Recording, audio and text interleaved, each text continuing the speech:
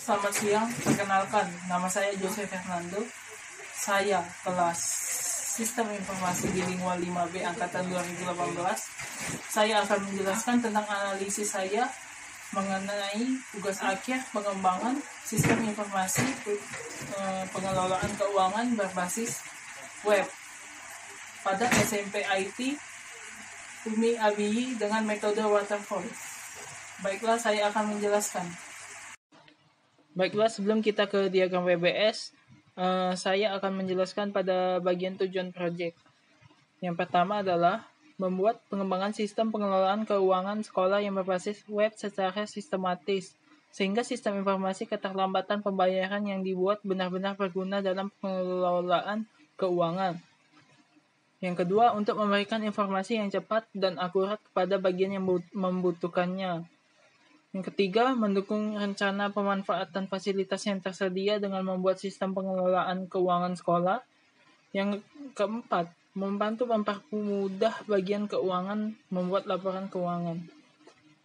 Dan pada proyek kali ini menggunakan metode SDLC, yang mana ada 5 tahapan, yaitu recruitment analysis, di mana itu analisis kebutuhan, sistem desain adalah desain sistem, implementation itu implementasi, integration and testing itu integrasi dan testing, operation and maintain, operasi dan pemeliharaan. Baiklah, saya akan menjelaskan pada bagian WBS. Baiklah, pada tingkat 1, yaitu 0.0, merupakan pengembangan sistem pengelolaan keuangan sekolah berbasis web dengan metode waterfall pada SMP IT Umi Abiyi, di mana terdapat 4 pembagian. Yang pertama, analisis kebutuhan. Yang kedua, desain sistem. Yang ketiga, implementasi. Dan yang keempat, unit testing. Baiklah, saya akan menjelaskan pada bagian analisis kebutuhan. Pada tingkat pertama, yaitu analisis kebutuhan, dibagi menjadi 2 tingkatan, yaitu 1.1 identifikasi masalah pada sistem yang ada, dan 1.2 analisis kebutuhan sistem. Di mana pada 1.1 identifikasi masalah pada sistem yang ada dibagi menjadi 2, yaitu 1.1.1 melakukan observasi, dan yang kedua 1.1.2 menganalisis workflow. Dan pada 1.2 analisis kebutuhan sistem dibagi menjadi 2 juga. Pada 1.2.1 analisis kebutuhan fungsional, dan 1.2.2 analisis kebutuhan non-fungsional. Baiklah, pada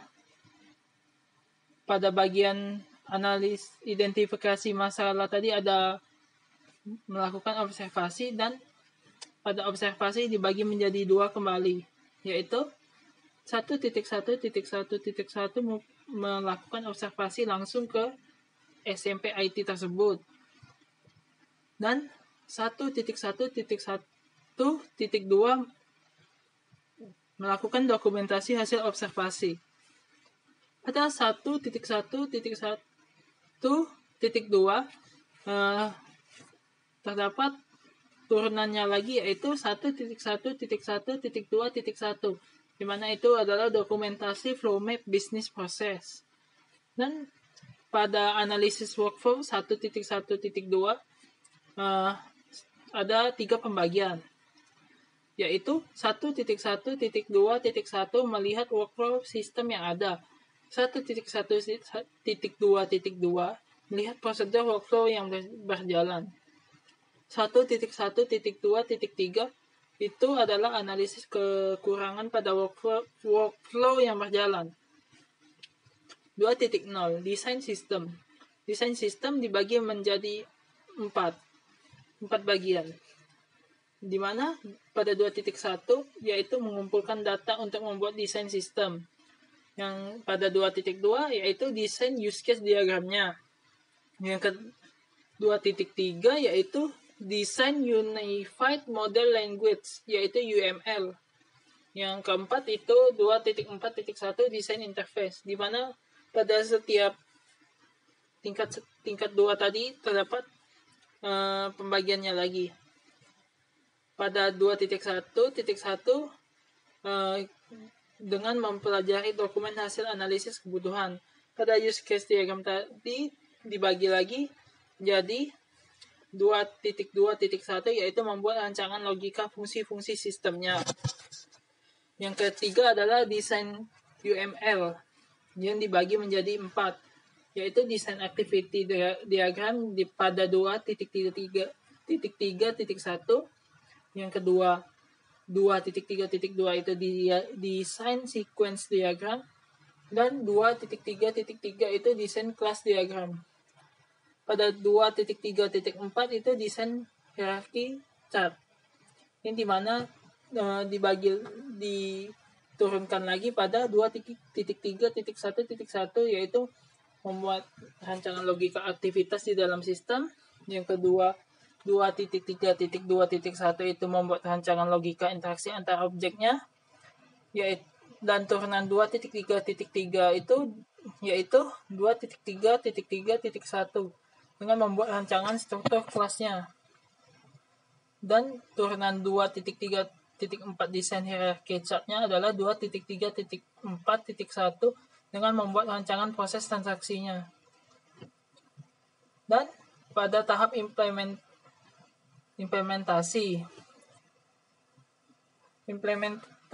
dibagi lagi menjadi 5 bagian, yaitu 3.1 mengumpulkan data untuk implementasi, 3.2 untuk membuat database system, 3.3 membuat user interface, yang 3.4 membuat backend sistemnya, yang 3.5 mengintegrasi database, user interface, dan backend system.